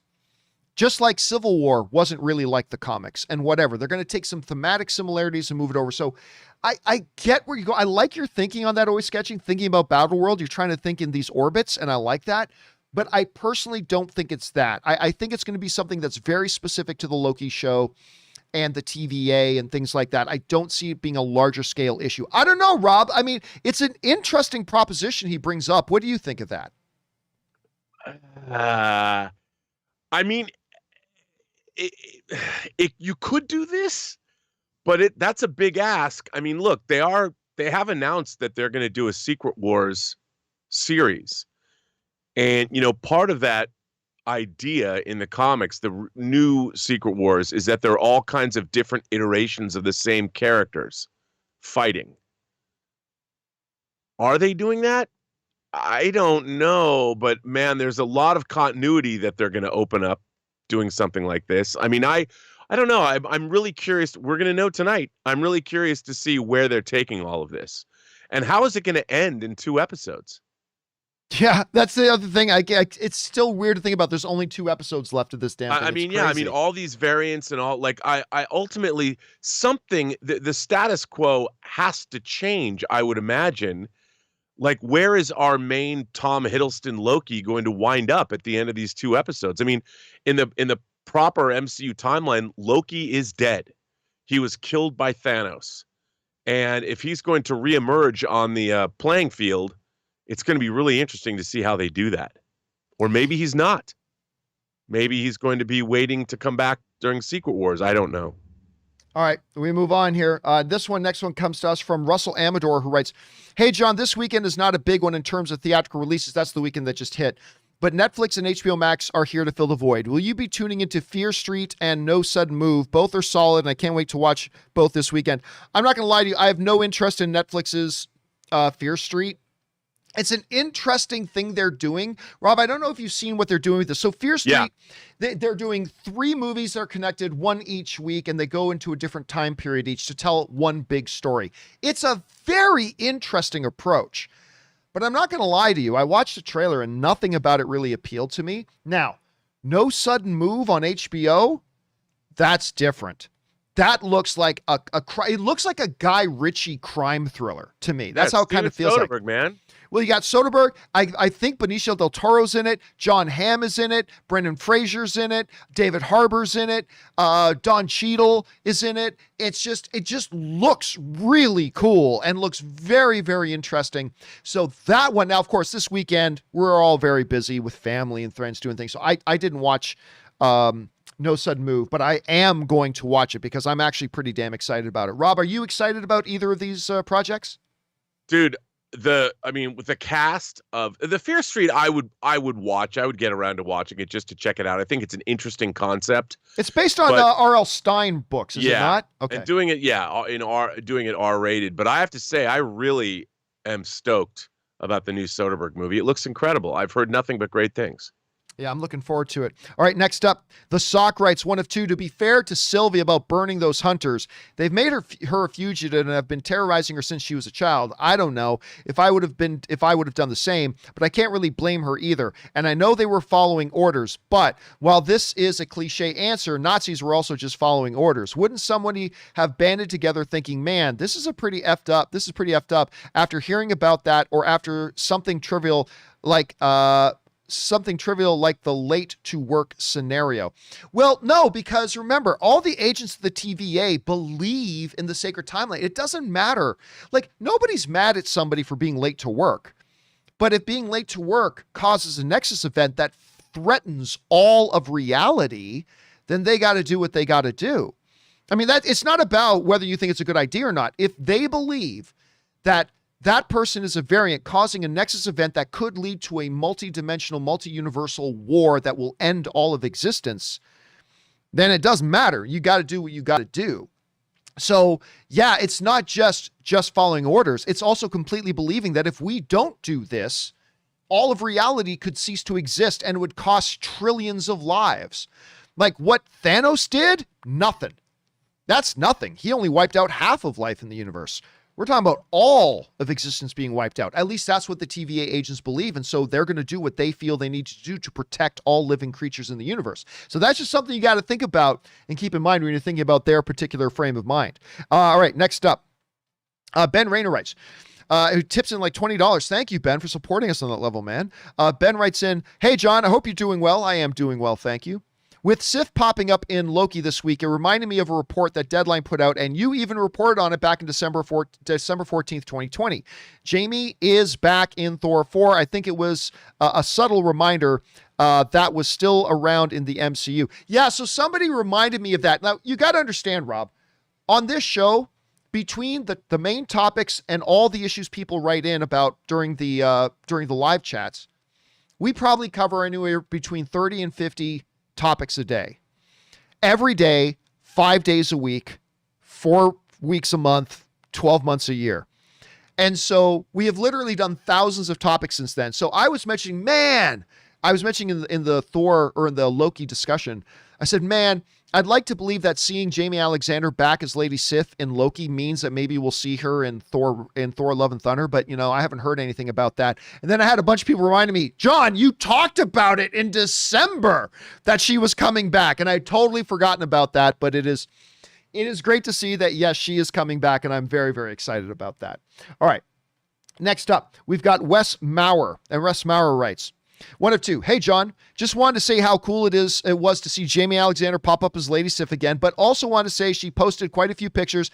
Yeah, again, we just covered this. Quite a few pictures in Australia at the same time they were filming Thor Love and Thunder. She's also on the cast list on IMDb, so let's cross our fingers and hope she makes an appearance. And apparently it is official. She is going to be in it, so I'm very, very excited about that. Thanks for that, Wes. Next up, Brandon Visconti writes, hey, John, so I just watched Fear Street 1994 on Netflix, and I absolutely loved it. We still have 2 more movies coming this month to complete a trilogy. Have you seen the movie yet? And what are your thoughts? Thanks, man. I have not, Rob. I don't know. My opinion of Netflix original movies. 99% of the time I find them to be complete garbage. And so again, while I find this strategy of theirs, like putting out a trilogy of films 1 week after the next to complete one overall story, fascinating approach. Honestly, I've never seen it done before. But again, the trailers just didn't inspire me to want to see it. I don't know, but if people keep saying good things about it, I might have to check it out. I know you said you want to see it, right? Yeah. Why wouldn't I? Sure. Sure. Why not? But I mean, I like I watched even stuff like The Old Guard, which I enjoyed. It was still, I didn't love it. I thought it was good, solid. But it is, I've yet to see other than The Queen's Gambit, which I know it's not a movie, it's a series. I thought that was completely A-list all the way. I'm waiting to see more transcendent entertainment from Netflix. I think the stuff they're making is good, but not great. Yeah, again, I just don't have a lot of faith in Netflix original films. And again, the Fear Street thing, I just watched a trailer and it just didn't look like it was my cup of tea. That's all. But I know maybe it's great. I think the approach is really interesting. So I don't know, if I hear from enough people that it's good, maybe I will check it out. And by the way, our friend I'm Bored 1213 sends in a super chat badge in the live chat. Thank you, man. I appreciate that. All right. Next up, we go to Smokey McPot tips in like $20. Thank you, man, for supporting our channel at that level. And he writes in one of two. Hey, John and Rob. So, John, my favorite show of all time is, of course, Battlestar Galactica. Good man. So say we all. But I've heard you say on a number of occasions you weren't happy with the ending. I don't mind the ending, but I'm curious how you would have liked it to end. Thanks, and keep up the good work. All right, thanks a lot for the question, Smokey. And yes, love it. It's my all-time favorite show, but I was not thrilled with the finale. How would I have wanted it to end? It's irrelevant. I honestly don't go into movies or TV shows and think this is how you need to do it. And if you don't do it the way I want you to do it, then blah. No, I honestly try to never think about that stuff. All I want to do is see what the showrunners or the filmmakers, whatever kind of story I'm watching, to see what they have. What do they deliver? And it's not about doing what I want them to do at the end. No, I've seen so much fandom go absolutely crazy over that stuff because the ending of this show or this movie didn't end the way they wanted it to end. I don't do that. I used to do that, and I just decided one day I got to stop doing this because I'm just ruining entertainment for myself. So I really don't have an answer to that. I really don't. I just know that even though it is my favorite show of all time, and I didn't hate the finale, Rob. I didn't hate the finale of Battlestar Galactica. But it also, it's not like All Good Things, the ending of Star Trek The Next Generation, which I still think is the greatest finale to any TV series ever. Even though it's not my all-time favorite TV series, I thought it was the greatest finale ever. But yeah, the ending to Battlestar Galactica just didn't click for me. What did you think? Oh, I loved it. Cool. I loved Daybreak because, one of the things that I found really interesting about Battlestar Galactica was it was not afraid to have a spiritual side. Yes. Where it basically came out and said, God, whatever you believe in, but call it a cosmic entity, but let's just say God for the sake of argument.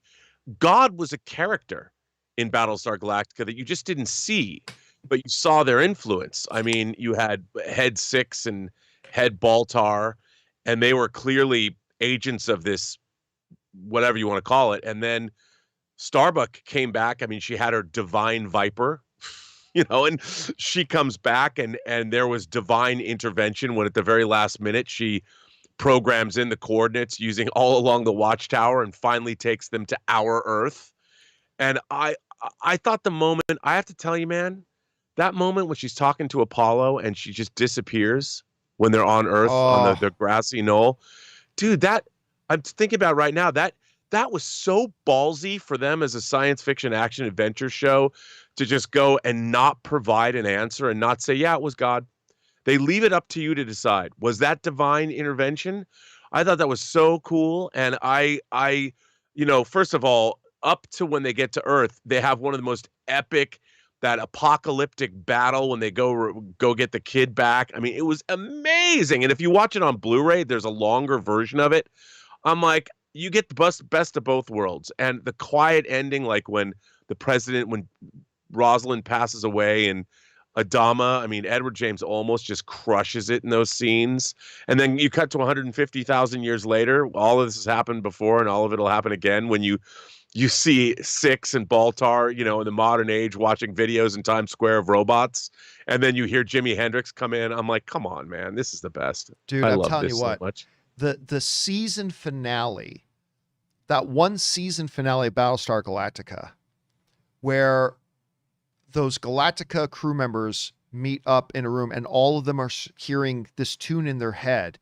And as you start to realize that's all along the Watchtower that's playing in their heads. And that season finale, I've never seen another season finale that made me go, "Wah!" And I was just how about the freaking season out. finale of season 2 when they find the planet and then the Cylons show up and march into their colony. Yeah, which then led to my favorite episode of television of all time, the second Exodus, when the Galactica jumps into atmosphere and it's coming down and Vipers are launching as it's descending in the atmosphere. It's like my favorite episode of television of all time. Damn, I love that show. Oh God, it's the best show ever made in my opinion. I completely love that show. Anyway, sorry, we could talk about this all day. We should probably keep on moving. All right, next up, the Sock writes, 1 of 2. I hope to God it's not, but I think the Sleeping Dogs movie may be dead. It's one of my favorite games ever. It's essentially Grand Theft Auto, but in Hong Kong, and you're an undercover cop and you can do kung fu. What I found odd is that Donnie Yen was cast as who's in his late 20s, early 30s in the game. So unless they're planning on doing an older way, then it wouldn't work because Donnie Yen is 57. Yeah, but you can have a different age character in that. It's okay. Rob, you and I actually know the guy who was going to be producing this movie, and I have not heard them talk about it in a while. Me neither. So I don't know if this is actually still happening. So Sock, all I can say is I have not heard of any movement on this, and I know the individual who is going to be producing it, and I haven't heard any speaking about it. Rob, do you know anything more about this movie or any project? Because I haven't heard anything about it in a long time. I don't. I really don't know. But that doesn't mean anything. Projects, sometimes they take a long time. That's true. It's true. All right, next up, we've got Spencer S., who writes, 1 of 2. Everyone thinks that Loki was sent to a post-apocalyptic New York, but I don't think that's New York. I think it's a place where all pruned variants and items go. Well, I think that's what everybody's saying. I think everybody is saying that. Think about this. If a variant destroys Avengers Tower, when the TVA prunes the timeline, Avengers Tower will need to be replaced back to its original state, so that the destroyed tower must go somewhere as well. I think this place is like Sakaar, just a garbage planet for all the variants and items that the TVA prunes from the sacred timeline. No, I think, Spencer, I think you're right, basically, with some variations, but I think you're basically right. But that's what I think most people are saying. I think most people that I'm hearing from anyway are believing that that place that he woke up, although it's hard to define, to have any really clear set theory about what it is, when the fact is it was only like a 15-second post-credit scene. But I think a lot of people believe that is a specific limbo that Loki variants go. Not all variants, but Loki variants. So if that's true, now listen, today is, of course, game day. So it's on a little bit later tonight. I'll be watching it at midnight tonight. I'm sure most of you guys will as well. And we will find out more. But I think that is what a lot of people's main theories has kind of been circling around, Spencer. So I think you're right, but I think most people have been thinking that. All right, next up, Boris writes, just saw a picture on Facebook that said the Fast and Furious crew might as well just fight the Avengers at this point. I watched it last week, and wow, what a shit show. When she pulled the building down, or he pulled the building down, someone yelled, "Fuck off," and everybody lost it and started laughing. Yeah, listen, man. I've already expressed my opinion on Fast 9. You all know what I think, so I'm not going to harp on it anymore. If you like it, that's awesome. I hope you do. So I've already expressed the fact that I don't. I'm not going to go into all the reasons why I don't again, because I don't want to yuck on anybody's yum. You guys now know my thoughts, so I'm not going to harp on it. But yeah, that moment in particular for me is one that really stood out. I'm not going to lie to you. That one really stood out to me. But again, there are people who are enjoying it, and that's great. All right, next up. Chuck the Mystery writes, "Hey, John, and maybe Rob.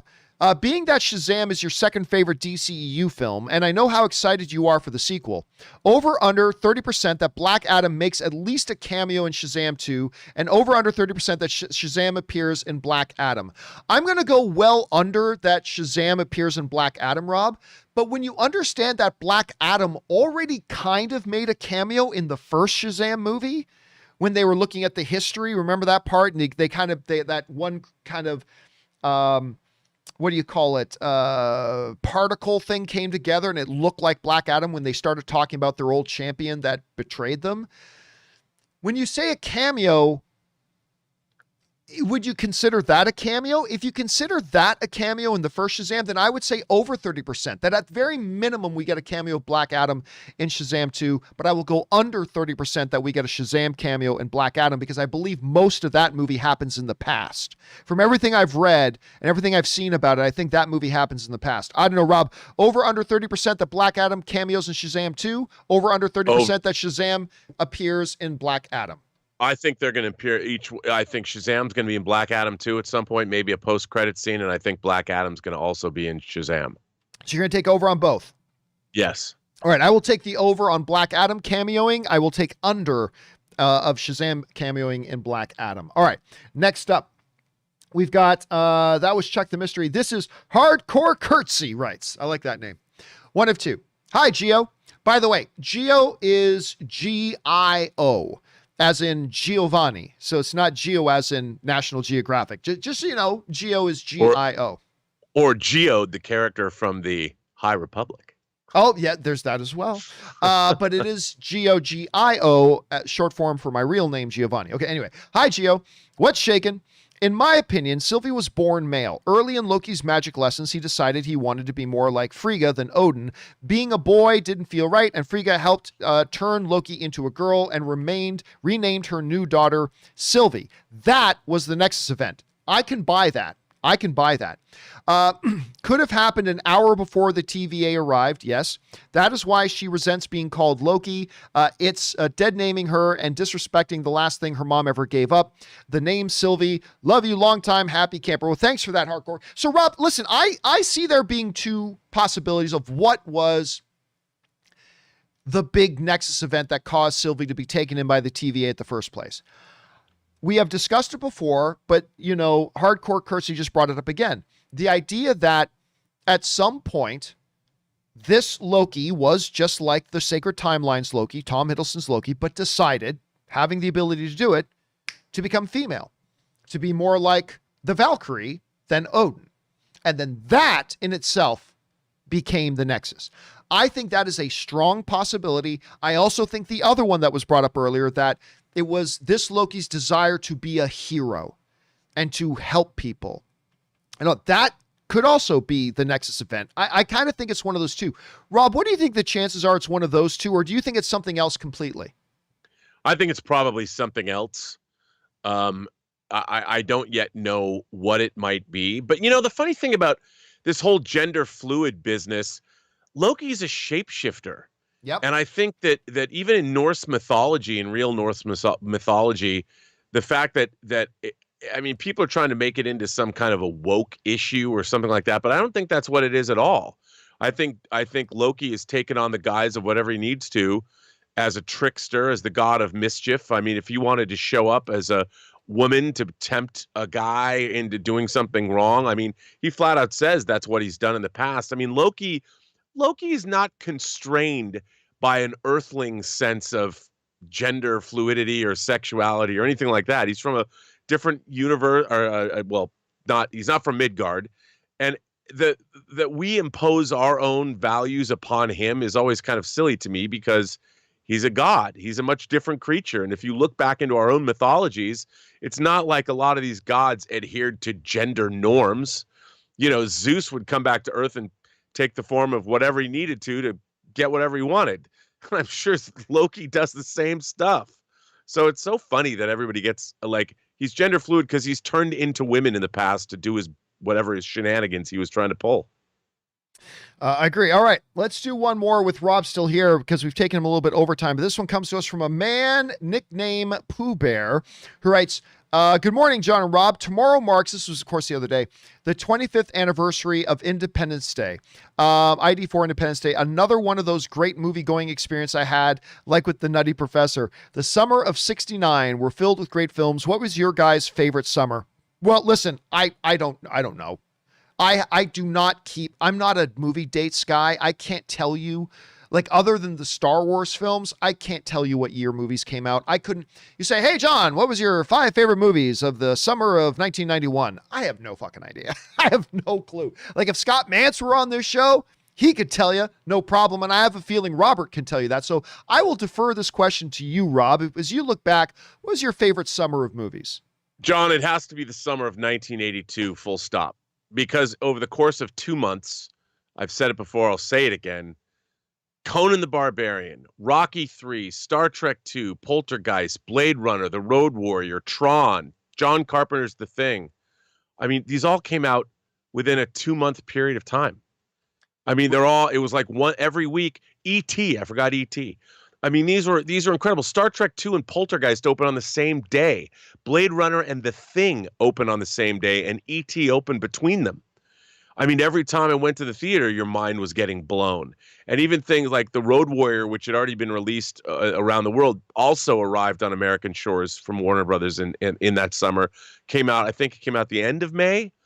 I mean, it was mind-blowing. That summer was mind-blowing, and all those movies became, I mean, even things that weren't mind-blowing, like Clint Eastwood's Firefox. I still love that, too. You must think in Russian. Think Russian. I mean, that was the summer, man, and it was the summer where the word suck I never uttered that word ever. I was just mind-blown. And Rob, of course, you're leaving out the best one. Megaforce. Oh yeah, I did leave that out. You forgot Megaforce. That came out too, and I even had that poster on my wall. Deeds, not words. I mean, that was the one movie. I'm sorry. I had to remind me, but I did say suck once regarding Megaforce. Boo! Boo to you, sir. Everybody boo this man. Megaforce. Life is a wheel, Rob. It all comes around. Deeds, not words, indeed. Anyway, Rob, always good guys always win, even in the 80s. Rob, fine words to end on here today. Thanks so much. Again, you're awesome. Thanks for bringing your glory and goods to the show. We'll see you again tomorrow. But in the meantime, where can people follow you and your greatness online? You can find me on Instagram at Robert Meyer Burnett. Find me on Twitter at BurnettRM, or find me on my own YouTube channel, The Burnett Work. All right, Rob, great as always, and I will talk to you again later, my man. Have a good one. All right. I'll see you later. Ladies and gentlemen, the one and the only, Mr. Robert Meyer Burnett. I can take these headphones off now.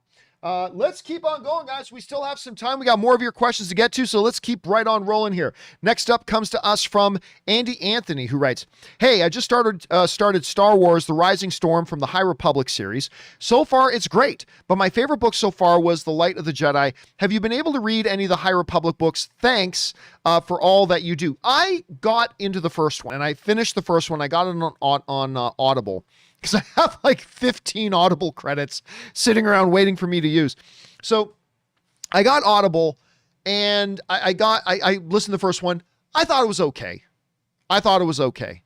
But I didn't mind it, but I didn't feel motivated. Listen, there's a lot of Star Wars novels I don't like. Like, certainly a lot from the expanded universe era. I'm sorry, I know this rubs people the wrong way, but most of the books in the expansion era, in the expanded universe era, most of them were garbage. And they knew it. Like, Lucasfilm knew it. And then in the new modern era, the Disney-owned era, I think a lot of them have been bad, but there have been a lot of good ones too. Obviously, Lords of the Sith is like one of my favorites. The Tarkin book, I think, is great. The Thrawn books have been pretty solid. Lost Stars is fantastic. That's a really good one. But yeah, Lords of the Sith was incredibly good. So there are a number of good ones in the modern era. But yeah, the High Republic one, Again, fabulous production. The production value on the audiobooks of all the Star Wars audiobooks are always top notch, and it was fine, and I liked it, I didn't mind it, but I never felt at all motivated to go forward and listen to more. So that's just kind of me on that. All right, next up. Alex Detman writes, I watched Loki last night, and I have interesting theory that the TVA is why we might be seeing the villains from other timelines in Spidey No Way Home showing up as variants. Now, I really don't think that's true at all. I don't think that, because that would require that everybody, number one, has a Disney Plus subscription, which not everybody does, and number two, watches Loki, which not everybody does.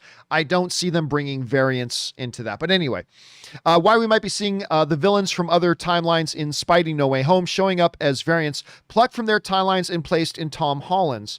It also goes with the idea that Kang could be behind the whole different timelines by bringing more formidable villains from multiverses to eliminate the remaining Avengers. For example, in Wakanda Forever, maybe Killmonger is Black Panther in the new multiverse, leaving him. 3 of 3, unopposed by anyone other than M'Baka. Do you mean M'Baku? Anyway, what I'm saying is I feel there is more to this whole what if timeline that may play a bigger role than we thought. I'm just theorizing. Let me know your thoughts, or am I not getting this whole premise? No, I don't think the problem is that you're not getting the premise. I think you're using your imagination. I think you're trying to think in orbit kind of mentalities, which is always fun and creative and good. And I like the way you're thinking.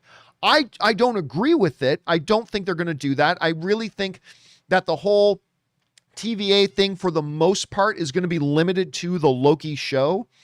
Just like a lot of things that happen in WandaVision are isolated to the WandaVision show, the Captain America Civil War or Falcon and Winter Soldier is going to be mostly isolated there.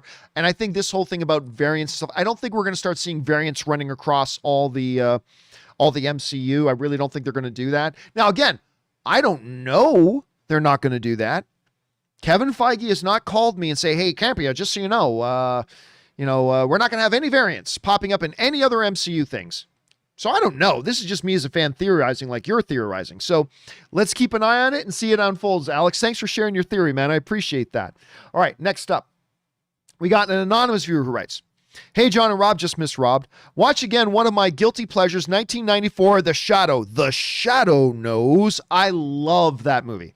Alec Baldwin, Ian McKellen. Love that movie. Anyway, would a remake work today? I think so, yes. One of my favorite superheroes and major influence for Batman has been around a long time, started as a radio serial. Thanks. Yeah, listen, I loved it. I loved that. And you got to remember, when that movie came out, there was a thing in it that is laughable by today's standards. But remember the knife? For you guys who saw The Shadow, do you remember the knife, the living knife that would fly around? And I mean, by today's standards, it's totally laughable. But at that time, when that came out, that was like one of the most impressive visual effects I had ever seen in my life. I'd never seen anything like it. It was absolutely crazy. But I do think, how do I put this? They would have to glamorize it a little bit more, because really, even looking back on it, really the only thing that he would do when he would become the Shadow is his nose would get bigger. I mean, really, that's all it was. But I love the Shadow. I loved Alec Baldwin in that. Kim I believe it was Kim Basinger in that, I think. No, it wasn't Kim Basinger. Who was that in the Shadow with him? I can't remember. The one who played Ian McKellen's daughter in it. Anyway, I loved it. I thought it was great. And I would totally be down for them to remake that. All right, next up. We've got Wiley Todd who writes, where'd we go? There it is. Hey, John, I just rewatched I Love You, Man. Oh, that movie's great. With Paul Rudd and Jason Segel, and it holds up really good, and I forgot how much I love this movie. But my question is, what rom-coms do you enjoy that came out in the 2000s? Again, I'm not a dates guy. I'm not really a dates guy. Some that come to mind, obviously there's the king of all of them, which is 40-Year-Old Virgin. I think 40-Year-Old Virgin is the greatest comedy of all time, period. I think it is the best comedy ever made. The Proposal with Ryan Reynolds and I keep freezing on Speed Girl, the girl from Speed, Sandra Bullock. The Proposal, and by the way, Betty White's in that too. The Proposal is freaking awesome. Hitch, definitely, maybe another Ryan Reynolds one is good. I mean, I don't sit around with lists off the top of my head, so I can't really do that, but those are a bunch of the ones that I really, really do like quite a bit. Okay, let's move on here. Next up, we've got, and by the way, I Love You Man is fantastic. Fantastic movie. Slap at the bass. I love that movie. Ann and I actually watched it again. And by the way, Rashida Jones is in that as well. You got small parts by guys like Aziz Ansari is in there too. The whole thing about like any movie that is basically revolves around two guys' love for the great Canadian band Rush. That's pretty good. Lou Ferrigno is hilarious in it. That movie's great. I think I Love You Man is great. Anyway, let's see. Wiley Todd also writes, "Hey, John, I'm a massive music and movies fan, meaning soundtracks that are created from the directors / music supervisors. Some of my favorites are The Color of Money and recently Bumblebee. What are some of your favorite movie soundtracks?" Well, that comes up once in a while. Always the same answer for me, and I know it sounds stereotypical, but it's true. Obviously, Star Wars music, particularly the soundtrack from and the score from Empire Strikes Back. That's, of course, where the iconic Imperial March comes from, but also Shore's Lord of the Rings movies by Shore. The music in the Lord of the Rings movies, to this day, I can just hear the first few notes of a piece of score from Lord of the Rings, and my imagination immediately whisks me away to Middle-earth, into the Shire. That's the sign that a certain piece of music was perfect for that movie. So yeah, that's the one that really works for me a lot. All right, thanks for that, Wiley Todd. Next up, DJ Taterskins writes, "Great points on pictures from the oppressor's point of view." That, of course, was brought up the other day that we were talking about that. "And someone realizing the wrongs that are happening. Ever see the movie Cadence with Charlie and Martin Sheen?" That's an older one. Also, Larry Fishburne is in it. Yep, such a powerful film with a great moral. I don't believe I ever saw Cadence. Unless I'm forgetting about it, let me pull it up here. Unless I'm forgetting about it, I do not recall actually watching that movie. So let me see if I can find it here. Why did that not come up properly? Let me try this again. Okay. If it's the one I'm thinking of.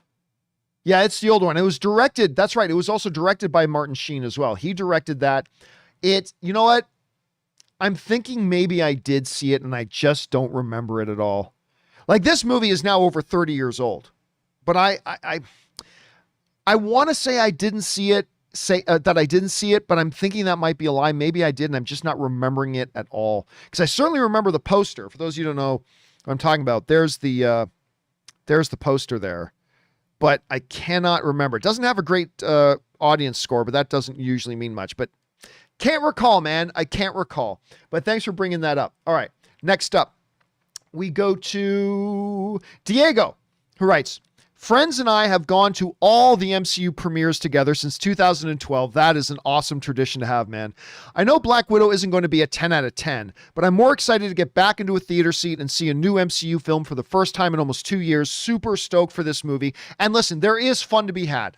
Again, listen, I want you to manage your expectations.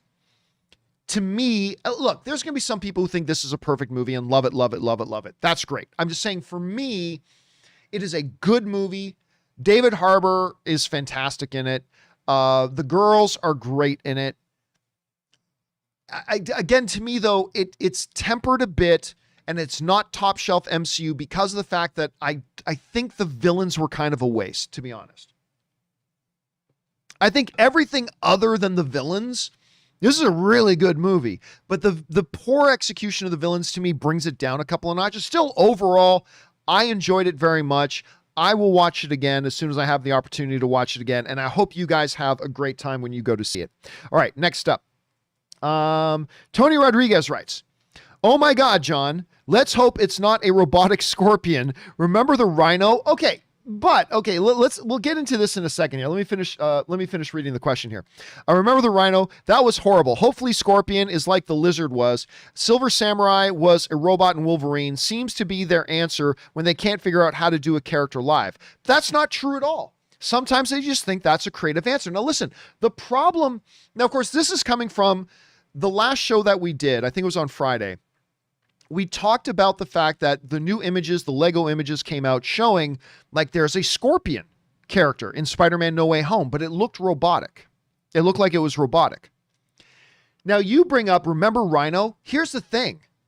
There is not one problem with the Rhino that had to do with it being a robotic suit. That wasn't the problem at all. The problem with Rhino was that it was Paul Giamatti, who is a fantastic actor. Paul Giamatti is a fantastic actor. But the problem with Rhino wasn't the robotic suit. The problem with Rhino was the character was stupid. Ah, yes, Spider-Man, I will get you now with my Russian gun. Yes, that. Like, it was just an idiotic, stupid character. It was a badly written character before you ever saw him in a Rhino robotic suit. So I would contend if we loved the character and we thought that Paul Giamatti character was fantastic, then him jumping in this Rhino robotic suit at the end to take on and beat up Spider-Man, I think we would have found that great, but the character was bad. I contend it had nothing to do with the fact that it was a robotic suit. But anyway, that's just my thing. Yeah, I will shoot you now, Spider-Man. Oh, my Russian pants have been pulled down. Oh, look at me with my pants down. It was so bad. So bad. Anyway, had nothing to do with the suit, in my opinion, at any rate. All right, next up. BK Dan writes, John, I too saw Tomorrow War. I just needed to point out that their time-traveling mechanic, where both sides move, was also done in Teenage Mutant Ninja Turtles 3 from 1993. I don't remember that. I honestly don't remember that. Tomorrow War impressed me. I did not have a lot of high hopes for that movie. I thought it looked like Amazon was trying to hide it. It's an enjoyable film. You know what? I watched it again this weekend because we had family over for 4th of July. And so as we were like, after we had barbecued and ate everything, you know, we're waiting for the sun to go down, for fireworks to stop, because from my backyard, you can see the whole city, because my backyard is kind of elevated over a golf course. And then you just see all the mountains and the towns. And we could see like 4 or 5 different fireworks displays going off from our backyard. But as we were waiting for that, you know, Ray decided to pop on a movie and he popped on Tomorrow War. And I watched it again. I'm like, yeah, this is pretty good. Tomorrow War is actually pretty damn good. I still don't think it's a great movie, but way better than I thought it would be. And I really love J.K. Simmons in it. Chris Pratt delivers as always. I love Yvonne Strahovski. So, yeah, I enjoyed it quite a bit. All right. Next up. By the way, BK Dan sends in a super chat badge in the live chat. Thank you, BK. Appreciate that, dude. Anonymous writes, imagine if Marvel had turned Thor or Thanos into a jobber just so they could make Captain Marvel look cool. I am glad they didn't do that. Yeah, at the end of the day, Thanos took out Captain Marvel. I don't think they actually had Thor and Captain Marvel never fought, so I'm glad they didn't have, you know, Thor job for anybody. But yeah, I mean, yeah, that would have been bad. I hate it when they make other people job to others for that. I don't mind like some people getting the upper hand and fights happen. That's going to happen. I mean, someone's going to win, someone's going to lose, but it would have been pretty infuriating if they had done that. And I'm glad they didn't. All right. Barley Bunny writes, hey, JC, while listening to your Loki 4, episode 4 spoiler podcast, part 2, it gave me an idea of how to make Fast 9 more palatable. Oh boy, here we go. Pretend it's a comic book movie now. No one stays dead and laws of the universe don't exist. It now goes up 20% in my mind. Bring on the filthy. No, because even comic book movies do it better. Even comic book movies do it better than the Fast and the Furious does. If Captain America gets shot, guess what happens? He ends up in the hospital. That happens in the movies. Captain America gets shot, he has to go to the hospital for a while. Even with super healing powers, he still ends up in the hospital. And by the way, the Everything Nerd sends in a super chat badge in the live chat. Thank you, Everything Nerd. Speaking about Thanos, right? If Dominic Toretto was fighting Thanos, Dominic Toretto would have choke slammed Thanos to the ground, ripped his glove off, and refused to use it and say, why don't you use the Infinity Gauntlet, Dom? And Dom would say, you don't need a gauntlet when you've got family. And then he would have continued to beat up Thanos, and that would have been it. But what did the comic book movie do? Hulk fights Thanos, and Hulk gets put down. So even comic book movies are more grounded and realistic by 10 times than the Fast and the Furious. I was going to say the Fantastic and the Furious. I was crossing over Fast and the Furious and Fantastic Four. Even comic book movies are more realistic than your movies. That's ridiculous. So no, even if you try to think of Fast and Furious as a comic book movie, it gets even more ridiculous because even comic book movies are more realistic. That's sad. That's sad. That says something. Anyway, thanks for that, Barley. Next up, Barley Bunny also writes, "Hey, John, you bring up Sylvie burning a field of Minutemen often. What makes you think that was Sylvie?" That's interesting. Whoever it was cloaked. Maybe someone was framing her to move her up the wanted list. Maybe it was Ravonna. Just an idea. Bring on the filthy. You know what? That's not a bad theory. Listen, I'm not saying I'm buying into it. But this theory about what if Ravonna was also running around doing horrible things just to make Sylvie look worse?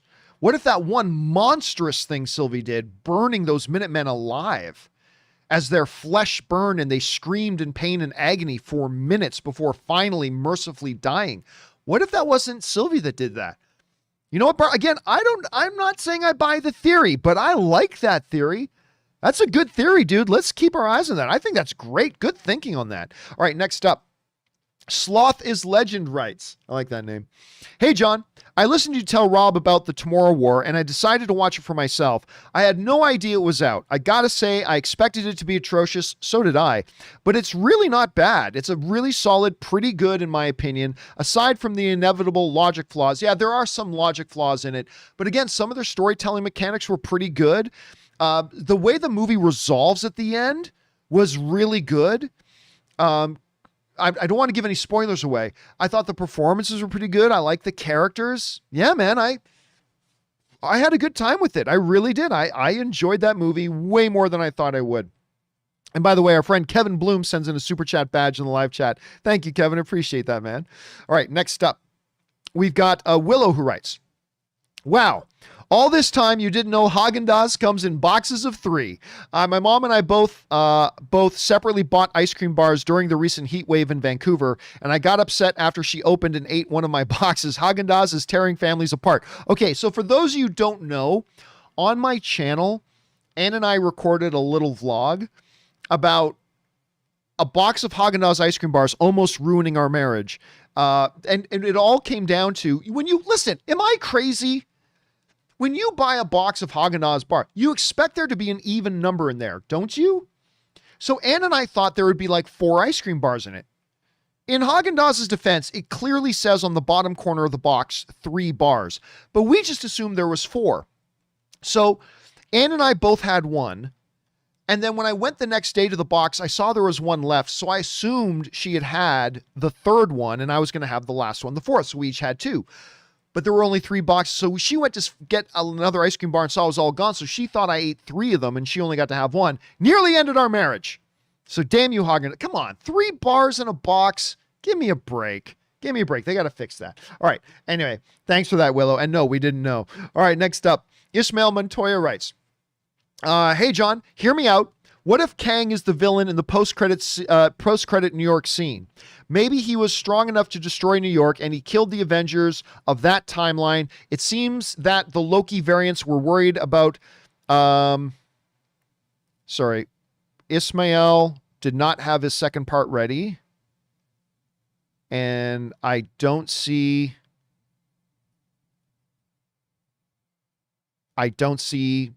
a second part. So sorry about that, Ismail. I'm just going to move on from that. All right, next up. Some old guy in Hawaii writes, "Concerning Loki episode 4, Lady Sif reiterated that Loki was alone and would always be alone.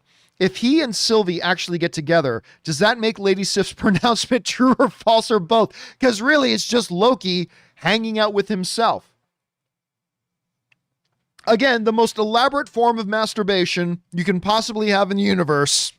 But I never really thought of that, some old guy in Hawaii. That's actually very profound thinking. If he ends up with Sylvie, he truly is.